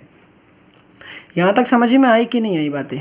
तो आपको ये 4 स्टेप्स लिखनी है और ये दिमाग में रखना है कि SO2 से SO3 के कन्वर्जन्स में SO2 से SO3 जाते हैं तो कौन सी कैटलिस्ट इस्तेमाल करते हैं, तो वेनेडियम पेंटॉक्साइड। ये भी आपके एग्जामिनेशन में पूछे जा चुके हैं, ठीक है। तो दिमाग में रखे रहना ये सारी बातें कि क्या इस्तेमाल कर रहे हो। पहला तो आपको ये सारी प्रोसेस और दूसरा कि इस वेनेडियम पेंटॉक्साइड इस्तेमाल करते हैं कॉन्टैक्ट प्रोसेस में। तो सबसे इंपॉर्टेंट बात देखो क्या क्या दिमाग में रखना है, पहली रिएक्शंस, दूसरा कि कॉन्टैक्ट प्रोसेस से क्या बनाते हैं, तो कॉन्टैक्ट प्रोसेस से सल्फ्यूरिक एसिड, डेकन प्रोसेस से अभी हम लोगों ने पढ़ा क्लोरीन बनाते हैं, और हैबर प्रोसेस से अमोनिया बनाते हैं। हैबर प्रोसेस में दिमाग में रख लो, हैबर प्रोसेस में हम लोग जो कैटलिस्ट इस्तेमाल करते हैं वो आयरन इस्तेमाल करते हैं या आयरन का ऑक्साइड इस्तेमाल करते हैं, और प्रोमोटर के तौर पर हम लोग मोलिब्डेनम इस्तेमाल करते हैं या पोटेशियम ऑक्साइड या एल्युमिनियम ऑक्साइड इस्तेमाल करते हैं। और डेकन्स प्रोसेस में मैंने अभी आपको बताया कि डेकन प्रोसेस में हम लोग क्या करते हैं, डेकन प्रोसेस में मैंने अभी आपको ये बताया कि डेकन प्रोसेस में क्यूप्रिक क्लोराइड इस्तेमाल करते हैं, जैसा कि अभी देख सकते हो यहाँ पर, ठीक है। तो कोई दिक्कत तो नहीं हुई होगी आई होप। तो अब बढ़ते हैं हम लोग अपने नेक्स्ट टॉपिक की तरफ। नेक्स्ट फिर से मैं आपको बता दूं कि जैसा कि अभी मैंने अमोनियम बताया था कि फिर से क्वेश्चंस बनेगा कि right the favourable condition for maximum yield of sulphuric acid by contact process. मतलब कि कॉन्टैक्ट प्रोसेस के थ्रू आप H2SO4 की मैक्सिमम प्रोडक्शंस किस तरीके से कर सकते हो, उसके लिए क्या क्या कंडीशंस हैं। तो फिर से पूरी कंडीशंस एज इट इज़ ही हैं, बस चीज़ें चेंज क्या हैं। यहाँ पर भी वही काम करना है, सब चीज़ें आपने जैसे रिएक्शंस देखी, यहाँ पर सब चीज़ें गैसेज हैं, और गैसेस को भाई साहब आप चाहते हो गैसेज स्केप आउट ना, जैसे कि आपको पता है कि यहाँ पर ऑक्सीजन भी गैस है, SO2 भी गैस है, SO3 भी गैस है, तो देखिए सब गैसेस ही हैं। तो आप चाहते हो गैसेस जल्दी स्केप आउट ना करें, तो उसके लिए आपको टेम्परेचर तो लो रखना पड़ेगा।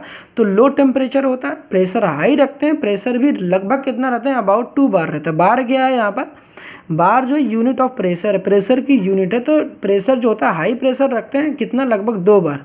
2 बार का मतलब होता है unit pressure, unit of pressure है, मतलब प्रेशर की यूनिट है, ठीक है। तो कंसंट्रेशन SO2 और O2 की, जैसा कि आपको मैंने बताया था कि ये स्टेप्स जो है ना काफ़ी इंपॉर्टेंट है, ये वाले स्टेप्स। SO2 और O2 आपस में रिएक्शन करके SO3 बनाते हैं। यहाँ कन्फ्यूज मत होना, यहाँ पर देखो SO2 और यहाँ पर जैसा कि मैंने बताया कि ना ये जो आपको दिख रहा है ये ऑक्सीजन, देखो हाफ O2 लिखने का मतलब ही होता है सिंगल ऑक्सीजन, ये आपस में रिएक्शन करते हैं SO3 बना लेते हैं, ठीक, क्या बना लेते हैं, SO3।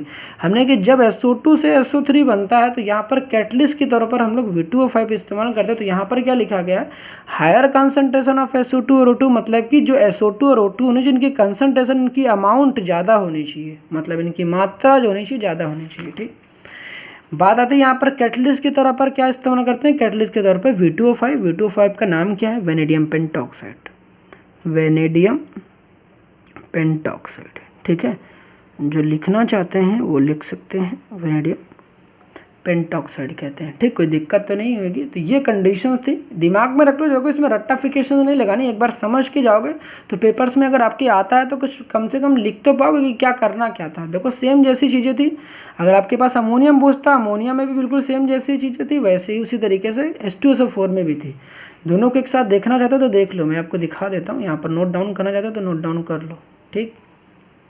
पहले इसका देख लो, स्क्रीनशॉट लेना चाहते हो तो स्क्रीनशॉट ले लो। स्क्रीनशॉट लेने से अच्छा है ना, जहाँ भी बैठो ना लिखना स्टार्ट करो, क्योंकि जितना ज़्यादा लिखोगे ना तब उतनी ज़्यादा प्रैक्टिस होगी, पेपर में उतना ही लिख कर आओगे, ठीक है। तो स्क्रीनशॉट लेने से अच्छा है लिखो जो मैंने बता रखे हैं।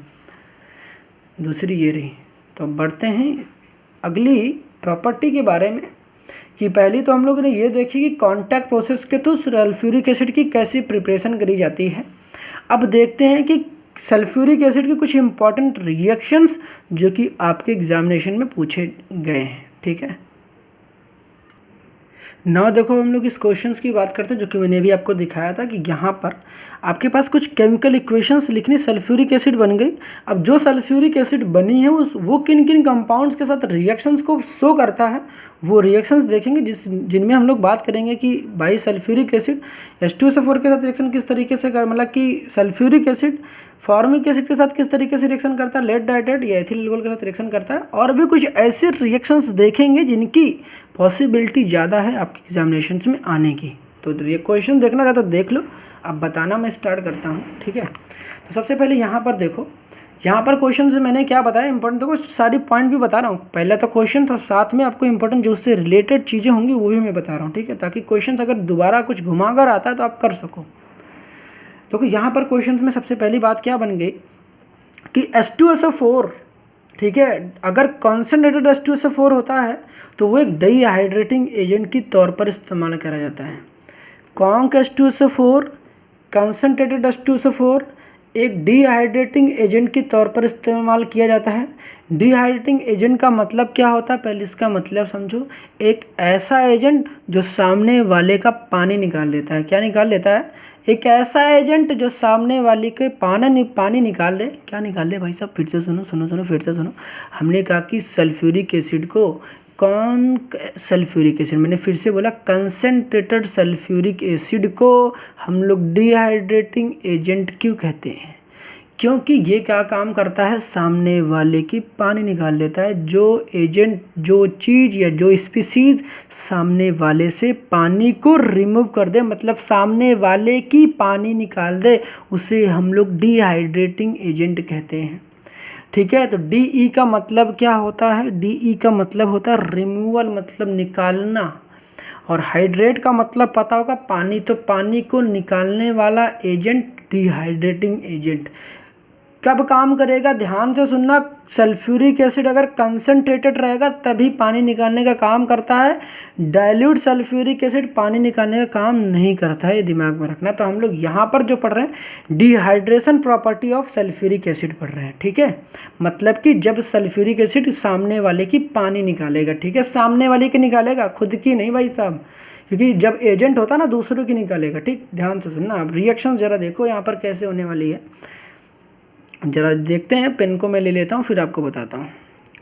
पहले देखो आपके पास सामने रिएक्शंस है कि देखो लिखा है H2C2O4, नहीं पता था H2C2O4 को हम लोग COOH बॉन्ड COOH के थ्रू भी रिप्रेजेंट करते हैं। डाई कार्बोक्सिलिक एसिड, मतलब दो COOH ग्रुप सिंगल बॉन्ड के थ्रू कनेक्टेड होते हैं। दो कार्बोक्सिलिक ग्रुप आपस में सिंगल बॉन्ड के थ्रू कनेक्टेड होते हैं, तो इसको हम लोग किस के नाम से जानते हैं? इसको ऑक्जेलिक एसिड कहते हैं। क्या कहते हैं? ऑक्जेलिक एसिड कहते हैं। ये कहाँ पाई जाती है भाई साहब? टमाटर में पाई जाती है ना, टमाटर में।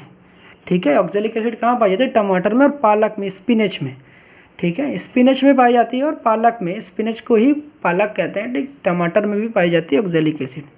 हमने कि अगर ऑक्जेलिक एसिड सामने रखा हो, कौन H2SO4 हो, ध्यान रखना, एरो के ऊपर लिखा क्योंकि ये रिएक्शन खुद नहीं करेगा, सामने वाले की पानी निकाल लेगा। तो करने के पानी क्या होता है? पानी तो पता है ना भाई साहब।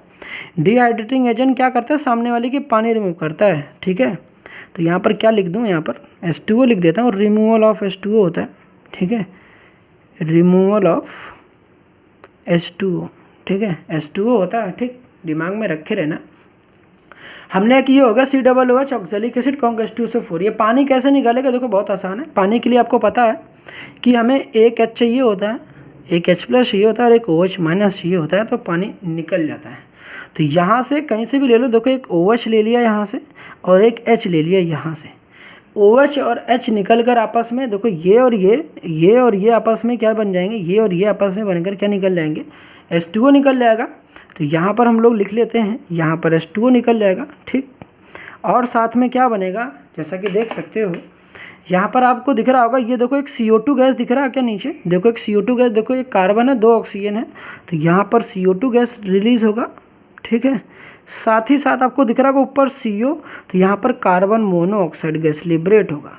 तो यहाँ पर क्या दिखा? आपके पास 2 गैसेस दिख रही हैं, एक CO2 गैस है और एक कार्बन मोनोऑक्साइड गैस है। कार्बन मोनोऑक्साइड गैस काफ़ी टॉक्सिक गैस है। ठीक है, एक CO2 गैस है और दूसरा कौन सा? कार्बन मोनोऑक्साइड गैस है। तो ऑक्जेलिक एसिड का कौन H2SO4 का के साथ जब हम कहते हैं कॉम्बिनेशन, मतलब रिएक्शंस हो रही होती हैं, तो कौन H2SO4 ऑक्जेलिक एसिड से क्या करता है? वाटर का रिमूवल कर देता है। इसके थ्रू होता क्या है? यहाँ पर 2 टाइप की हमारे पास गैसेस मिलती हैं, जो कि एक CO2 गैस है, दूसरा है क्या है? कार्बन मोनोऑक्साइड गैसेज हैं। ठीक है, ये 2 टाइप्स की गैसेज मिलती हैं। समझ में आया? ये कार्बन डाइऑक्साइड है, ये कार्बन मोनोऑक्साइड है। ठीक, अब बात आती है कि ये हमारे पास क्या ऑक्जेलिक एसिड है, दूसरा हमारे पास फॉर्मिक एसिड है। तो इसका नाम क्या है? Formic acid. फॉर्मिक एसिड कहाँ पाई जाती है? फॉर्मिक एसिड लाल चींटियों में पाई जाती है। ठीक है, ये तो पता होगा, इतनी बेसिक बातें। फॉर्मिक एसिड कहाँ पाई जाती है, मतलब किस में होती है? रेड एंट में। ठीक है, रेड एंट में। ठीक, समझ में आया कि नहीं है? कोई दिक्कत नहीं। अब क्या हुआ कि ये जो ऑक्जेलिक एसिड मतलब कि फॉर्मिक एसिड है, इसकी भी कौन H2SO4 के साथ रिएक्शंस कराएंगे तो फिर से पानी निकल जाएगा। एक OH, ये वाला OH और ये वाला H निकल जाएगा, तो फिर से H2O रिमूव हो जाएगा। H2O रिमूव हो जाएगा और यहाँ पर आपको क्या दिख रहा होगा? देखो OH और H रिमूव हो गए तो मेरे पास केवल CO बचा, तो यहाँ पर कार्बन मोनोऑक्साइड गैस केवल लिबरेटेड हमें दिखेगा। क्या दिखेगा? कार्बन मोनोऑक्साइड केवल गैस लिबरेट होते हुए दिखेगा। तो आपके दिमाग में आ रहा होगा मैंने 2-2 बार क्यों लिख रखा, क्योंकि कई बार होता है कि आपके दिमाग में ऐसे समझ नहीं आ रहा होगा। देखो ऐसे समझ सकते हो तो अच्छी बात है। यहाँ से देखो OH निकाल लोगे और यहाँ से H निकाल लोगे, H2O निकल जाएगा और ये CO एज इट इज़ रहा। तो मैंने एक बार स्ट्रक्चर खोल के दिखा रखा है। तो कई बार आपके पेपर में ऐसे भी दिया जा सकता है, स्ट्रक्चर ऐसे भी दे सकते हैं वो लोग, ऐसे भी दे सकते हैं। तो दोनों चीज़ एक ही। ऑक्जेलिक एसिड का फॉर्मूला को मैंने कंडेंस्ड फॉर्म में लिख रखा है। देखो H यहाँ पर 2 थे, C देखो यहाँ पर 2 थे, ऑक्सीजन देखो 2 ऊपर थे 2 नीचे थे, तो O4 लिख रखा है। तो ऑक्जेलिक एसिड को कई बार हो सकता है ऐसे दिया रहेगा, तो परेशान मत होना, स्ट्रक्चर खोल के भी निकाल सकते हो। स्ट्रक्चर को मैंने थोड़ा ऐसे करके दिखाया सो दैट आपको समझ में जल्दी है कि भाई साहब देखो कैसे रिमूव कैसे हो रही हैं। दोनों चीज़ सेम है। ठीक, आई होप समझ रहे हो मैं कहना क्या चाह रहा हूँ। ठीक है, तो फॉर्मिक एसिड के साथ रिएक्शन हुआ, कार्बन मोनोऑक्साइड बन गया। एक बार चलो मैं लिख देता हूँ, कार्बन मोनोऑक्साइड बन गया। ठीक है, अब क्या हुआ, एथिल अल्कोहल की रिएक्शन कॉन्ग H2SO4 के साथ कराते हैं तो क्या होता है। अब दिमाग में आपके पास होगा कि ऑर्गेनिक कंपाउंड्स पढ़ रखे ना, ऑर्गेनिक, ठीक है, ऑर्गेनिक केमिस्ट्री पढ़ा होगा, तो वहाँ पर आपने देखे होंगे कि कॉन्ग H2SO4 इथाइल अल्कोहल के साथ रिएक्शन किस तरीके से करता है। वहाँ पर 2 वेरिएशन है। पहली मैं आपको बता दूँ कि टेम्परेचर की वेरिएशन होता है तो कंपाउंड्स डिफरेंट बनते हैं। अगर कॉन्ग H2SO4 एथिल अल्कोहल के साथ रिएक्शन करा रहे हो, टेम्परेचर 443 केल्विन रखते हो, कितना 443 केल्विन टेम्परेचर रखते हो। इसको डिग्री सेल्सियस में लिखोगे तो 170 डिग्री सेल्सियस होगा, 170 डिग्री सेल्सियस होगा। इसको लिख लेना आप अच्छे से, 100 यहाँ पर ब्रैकेट में दोनों लिख लेना। पेपर में कई बार हो सकता है वो 170 दे दे तो कहोगे यार मुझे तो आता ही नहीं है। तो केल्विन से डिग्री सेल्सियस में जाने के लिए 273 सब्ट्रैक्ट कर दोगे तो डिग्री सेल्सियस में पहुँच जाओगे। तो यहाँ C लिख लेना छोटा सा, ठीक है। तो ये होगा 443 केल्विन जब रहता है। तो ये क्या होता है कि जो एथिल अल्कोहल होता है, अब एथिल अल्कोहल को देखो C2H5OH भी लिख सकते हैं हम लोग, CH3CH2OH भी लिख सकते हैं, इतना तो पता ही होगा। तो हो सकता है आपके एग्जामिनेशन में C2H5OH लिखा हो और आप कहोगे यार इसमें तो मुझे पता ही नहीं चला कैसे निकालना है। और दूसरा चीज़ वो CH3CH2OH भी लिख कर आ सकता है। ठीक है, जो समझ में है वैसे कर लो, इतना तो पता ही होगा, ऑर्गेनिक तो पढ़ा होगा इतना। C2H5OH को CH3CH2OH भी लिख सकते हो और C2H5OH भी लिख सकते हो। इसमें होता क्या है, पानी निकल जाता है। पानी कैसे निकलता है, ये वाला एक OH होता है और यहाँ से एक H निकल जाता है। देखो यहाँ पर हाइड्रोजन 3 है, एक हाइड्रोजन निकल जाता है। देखो बनता क्या है, यहाँ पर होता है, यहाँ पर देखो ऐसे है CH2 डबल बॉन्ड CH2 बन जाता है, प्लस H2O रिमूव हो जाता है। इसी को हम लोग एथीन कहते हैं, जिसका IPSC नेम है और इसका कॉमन नेम इथाइलिन है। क्या है, इथाइलिन है। ठीक है, इथाइलिन इसका कॉमन नेम है और एथीन इसका IPSC नेम है। ठीक, और साथ ही साथ ऐसा भी शक्ल इसकी दिख सकता है, अगर ऐसा बना रहा तो ऐसा। और यहाँ से देखोगे तो इसका एक OH पानी रिमूव होगा, एक OH, और यहाँ से एक H जब रिमूव कर दोगे तो C2H4 बन जाएगा। देखो यहाँ पर एक OH, यहाँ पर से एक हाइड्रोजन रिमूव कर दोगे तो यहाँ पर H4 बच जाएगा, C2H4, और एक H2O को रिमूव कर दोगे। इसी को हम लोगों ने यहाँ पर कंडेंस्ड फॉर्म में लिख रखे हैं और यहाँ पर थोड़ा स्ट्रक्चर्ड फॉर्म है। तो इसको दोनों में से चाहे जो लिखो, ये लिखो चाहे ये लिखो, चॉइस आपकी। दोनों में से जो आपको समझ में आ रहा होगा वो लिख देना, दोनों चीज़ें सेम ही हैं। ठीक, समझ में आई कि नहीं आई। अब बढ़ते नेक्स्ट की तरफ। ठीक है, दोनों चीज़ सेम है, ये कंडेंस्ड फॉर्म में लिखा है। ठीक, अब देखो यहाँ नीचे क्या रिएक्शन है, ग्लूकोज या फ्रक्टोज। ग्लूकोज और फ्रक्टोज का जैसा कि आपको पता है कि मॉलिक्यूलर फॉर्मूला सेम होता है कि, तो मॉलिक्यूलर फॉर्मूला मैंने लिख रखा है C6H12O6। ये तो आपको पता होगा कि C6H12O6, यहाँ देखो 6 का डबल कितना 12, यहाँ पर 6 का डबल कितना 12। हमने कि यहाँ पर CH फिर O है, दिमाग में रखना, इतना तो याद होगा फॉर्मूला। जिसको नहीं याद होगा तो इसको रट्टा लगा लेना। C6H12O6 को हम लोग ग्लूकोज या फ्रक्टोज कहते हैं, जो कि एक मोनोसेकेराइड है। मोनोसेकेराइड क्या होता है, डाइसेकेराइड क्या होता है, ये हम लोग बायोमॉलिक्यूल्स में भी जल्दी ही पढ़ेंगे, तो देखेंगे, मैं आपको बता दूंगा। अभी बता दूं यहाँ पर ग्लूकोज या फ्रक्टोज क्या क्या करते हैं हम लोग जब डिहाइड्रेशन कराते हैं। ध्यान रखना, यहाँ लिख लेना कॉन्ग H2SO4। ठीक है, हर जगह कॉन्ग H2SO4 ही है। तो होता क्या है, यहाँ पर वाटर का रिमूवल होगा।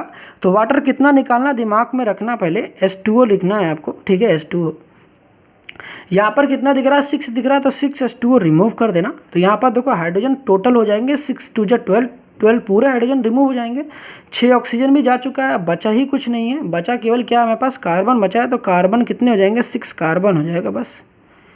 6 क्या हो जाएगा हमारे पास कार्बन, तो यहाँ पर 6 कार्बन बच जाता है +6H2O हो जाता है। ठीक है, तो ये समझ में आएगा, मतलब ग्लूकोज का जब हमारे पास क्या होता है, डिहाइड्रेशन होता है in the presence of conc H2SO4, तो कार्बन प्लस H2O बनता है। ठीक, नेक्स्ट आता है हमारे पास, अगर सुक्रोज होता है हमारे पास, सुक्रोज जिसको हम लोग डाइसेक्राइड भी एक है, डाइसेक्राइड है, यहाँ से वाटर की रिमूवल करते हैं तो यहाँ भी कुछ खास नहीं करना है, 11H2O मतलब 11 ऑक्सीजन दिख रहा है, तो 11H2O निकालो यहाँ से। यहाँ पर देख सकते हो पूरा का पूरा हमारे पास क्या होगा, हाइड्रोजन देखो यहाँ से गायब हो जाएगा। अब 11 ऑक्सीजन हो गया, मेरे पास केवल कार्बन बच जाएगा, यहाँ पर कार्बन लिख लेना 12 कार्बन, बस हो गया। रिएक्शंस ये भी हो गई, ये भी हो गई, मतलब कि सुक्रोज का ये कराओगे और ग्लूकोज का ये हो जाएगा। मगर इंपॉर्टेंट सबसे ज़्यादा ये वाले स्टार्टिंग के ये वाले इंपॉर्टेंट है, ऑक्जेलिक एसिड, फॉर्मिक एसिड्स और ये रहा इथाइल अल्कोहल, बाकी ये सब चांसेस कम है पूछने की। ठीक है, बात आती है कि इथाइल अल्कोहल की रिएक्शंस, अगर आपके एग्जामिनेशन में पूछता है कि इथाइल अल्कोहल की रिएक्शन लिखने के लिए, तो आप ये भी लिख सकते हो, दूसरा जो मैं बता रहा हूँ आप वो भी लिख सकते हो। जब इथाइल अल्कोहल का रिएक्शन कराते हो कॉन्क H2SO4 का, अगर टेम्परेचर 140 डिग्री सेल्सियस रखते हो या फिर 413 केल्विन रखते हो, दोनों चीज़ एक ही, ये केल्विन में डिग्री सेल्सियस में है, तो यहाँ पर होता क्या है, डाईइथाइल ईथर बनता है, C2H5 इधर भी बनता है और यहाँ पे भी C2H5 बनता है। इसको हम लोग क्या बोलते हैं, डाईइथाइल ईथर, डाईइथाइल ईथर। तो आप दोनों में से कुछ भी बना सकते हो, जो आपकी चॉइस है। अब मैं इसको ज़्यादा समझा नहीं रहा हूँ कैसे बनाना कैसे, ठीक है, ये आपको पता होगा। ठीक है, नहीं तो मैं ऑर्गेनिक जब भी पढ़ाऊँगा वहाँ कन्वर्जन्स कराऊँगा तो मैं आपको बता दूंगा। तो जब 413 केल्विन रखते हो तो डाईइथाइल ईथर बनता है। ठीक है, तो ये ध्यान रखना। आप इस जब भी आपके पास कॉन्क H2SO4 की रिएक्शंस आती है तो आप ये भी लिख सकते हो, आप ये भी लिख सकते हो, जो आपको प्रैक्टिस हो, जो आपको याद रहे वही लिख के आना, दोनों ही सही रहेंगे। ठीक है, गलत कोई नहीं होने वाला। अब देखते हैं इसके बाद की रिएक्शंस क्या है। इसके बाद देखो हम लोग देखते हैं ऑक्सीडाइजिंग प्रॉपर्टी के बारे में। ठीक है, थोड़ा सा फास्ट अप देखते हैं ऑक्सीडाइजिंग प्रॉपर्टी में। यहाँ पर तो यहाँ पर देखो ऑक्सीडाइजिंग प्रॉपर्टी देखेंगे तो हॉट एंड कंसंट्रेटेड H2SO4 जो होता है एक पावरफुल ऑक्सीडाइजिंग के तौर पर इस्तेमाल करा जाता है, पावरफुल ऑक्सीडाइजिंग एजेंट के तौर पर इस्तेमाल करा जाता है। ऑक्सीडाइजिंग एजेंट मैंने क्या बताया कि जो दूसरे को ऑक्सीडाइज करते हैं खुद रिड्यूस हो जाते हैं, मतलब दूसरे का ऑक्सीडेशन नंबर इंक्रीज करते हैं और खुद का चार्ज घटा देते हैं, खुद का चार्ज कम कर देते हैं, उसे ऑक्सीडाइजिंग एजेंट कहते हैं। ऑक्सीडाइज जो भी एजेंट होते हैं वो दूसरों का काम करते हैं, खुद का नहीं। भाई साहब, दूसरों का कह रहे हैं, दूसरों को ऑक्सीडाइज करेंगे, दूसरे का ऑक्सीडेशन नंबर बढ़ाएंगे, खुद का घटा देंगे। अब जब ऐसा रिएक्शंस कराओगे देखो यहाँ पर क्या होने वाला है, जब इनमें रिएक्शंस कराओगे देखो होगा कुछ ऐसा कि देखो मैं यहाँ पर आपको समझा दूँ जरा थोड़ा सा कि कार्बन के H2SO4 के साथ रिएक्शंस कराने वाले हो तो यहाँ पर होगा क्या, H2SO4 में मैंने इसको 2 मोल लिए और यहाँ पर मैं आपको थोड़ा सा ट्रिक बताना चाहूँगा। H2SO4 में 2 मोल लोगे, 2 मोल में सल्फेट को ना, ये जो SO4 दिख रहा है उसको 2 बार लिखना। 2 बार लिखने के बाद आपको पता है कि SO4 में एक बार SO2 इसमें से निकालना, एक बार SO2 यहाँ से निकालोगे, देखो SO2 यहाँ से निकल जाएगा। ठीक है, फिर इसमें से भी एक बार SO2 निकल जाएगा, 2 SO2 निकल जाएंगे। यहाँ से SO2 निकाल चुके हो तो आपको पता है कि एक O2 बच जाएगा और यहाँ से भी एक O2 बच जाएगा। दोनों देखो 2 O2 बच चुके हैं, O2 यहाँ भी, O2 यहाँ पर भी है। ठीक है, O2 यहाँ पर भी बच गया, यहाँ पर भी बच गया। अब ये जो O2 है आपको पता है कि यहाँ पर 2 मोल लिया तो हाइड्रोजन मेरे पास कितने हो गए, 4। मैंने आपको बता रखा है कि जब भी आप H2O लिखते हो तो यहाँ पर H2O में आपको पता है कि अगर हाइड्रोजन 2 होते हैं तो ऑक्सीजन 1 होता है, कि मतलब कि हाइड्रोजन 2 है तो ऑक्सीजन 1 हो गया, मतलब कि ऑक्सीजन हाफ होता है। तो हमने कहा कि यहाँ पर देखो अगर 4 हाइड्रोजन है हमारे पास तो ऑक्सीजन कितने होंगे, 2। तो हम लोग क्या लिखेंगे, यहाँ पर H2O लिख लेंगे, यहाँ पर क्या लिख लेंगे, यहाँ पर H2O लगा देंगे और H2O के आगे यहाँ पर 2 से मल्टीप्लाई कर देंगे। कितना कर देंगे, अगर 2 से मल्टीप्लाई कर देंगे तो देखो मेरे पास क्या हो जाएगा, यहाँ पर हो जाएगा मेरे हाइड्रोजन, सारी चीज़ें बैलेंस हो गई। अब ऑक्सीजन की बारी में आई तो ऑक्सीजन भी देखो पूरी तरीके से बैलेंस हो गया। अब बात रही CO2 की, देखो यहाँ पर देखो 2 ऑक्सीजन और ये 4 हाइड्रोजन के साथ कॉम्बिनेशन करके ये H2O बन गया, और ये जो मेरे पास था ये कार्बन इस ऑक्सीजन के साथ कॉम्बिनेशन करके CO2 बन गया। सिमिलर काम यहाँ भी करोगे, सिमिलर काम यहाँ भी करना है। देखो कॉपर, इस सल्फेट को मैंने 2 बार लिखे, सल्फेट को 2 बार लिखने के बाद जब इस कॉपर के साथ रिएक्शन कराओगे तो कॉपर सल्फेट बन जाएगा, कॉपर सल्फेट बन जाएगा। और इस SO2 में से एक SO2 निकाल लोगे तो यहाँ पर SO2 बन जाएगा, और साथ में यहाँ पर 2 हाइड्रोजन, यहाँ पर ऑक्सीजन बन जाएगा तो यहाँ पर H2O बन जाएगा। ठीक है, तो इसको भी करा लेना, देख लेना। ठीक है, यहाँ पर 2H2O हो जाएगा। इसको दिमाग लगाना कर लेना क्योंकि वीडियो काफ़ी लंबी हो रही है। ठीक है, तो दिमाग लगाना यहाँ पर। तो बाकी तो थोड़ा सा नेक्स्ट वीडियो लेक्चर में देखेंगे कि ये वीडियो काफ़ी लेंदी हो गई है तो वीडियो पॉज हो जाएगी। ठीक है, नेक्स्ट लेक्चर में देखते हैं, 2 रिएक्शन समझ में आई होगी। तब तक के लिए ऑल द बेस्ट।